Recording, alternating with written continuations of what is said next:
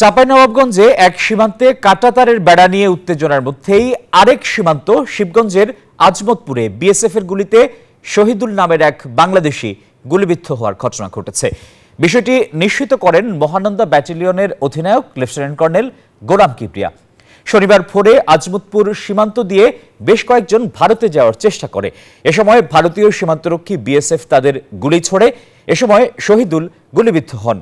পরে তাকে উদ্ধার করে রাজশাহী মেডিকেলে পাঠানো হয়। তিনি শিবগঞ্জ উপজেলার চকপাড়া বাগিচাপাড়া গ্রামের আনারুল ইসলামের ছেলে।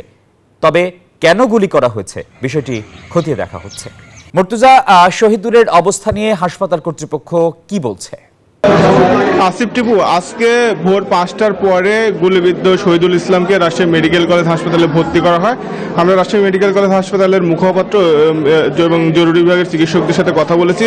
তারা জানিয়েছেন যে তাকে রাজশাহী মেডিকেল কলেজ হাসপাতালের অপারেশন থিয়েটারে রাখা হয়েছে। আমরা এই মুহূর্তে অপারেশন থিয়েটারের সামনেই আছি। কিছুক্ষণ আগে তাকে অপারেশন থিয়েটারের ভিতরে নিয়ে যাওয়া হয়েছে। আর চিকিৎসকরা বলছেন যে আহত যুবক শহীদুলের বুকের ডান পাশে গুলি লাগে, তবে তিনি এখন ঝুঁকি মুক্ত। আর আমরা একটু আগে দেখেছি যে তিনি কথাও বলতে পারছেন এবং অনেকটাই স্থিতিশীল আছেন। তার আর কোনো ধরনের সেরকম কোনো ঝুঁকি কিন্তু এই মুহূর্তে নেই। আর এই ব্যাপারে আমরা কথা বলেছি যে তার স্বজনরা এখানে আছেন, তার স্বজনদের সাথেও কথা বলেছি। তারা জানিয়েছেন যে বিএসএফ এর গুলিতে ভারতের কিছুটা অভ্যন্তরে তিনি গুলিবিদ্ধ হন বিএসএফ এর গুলিতে, এবং তারপরে তাকে রাজশাহী মেডিকেল কলেজ হাসপাতালে নিয়ে আসা হয়।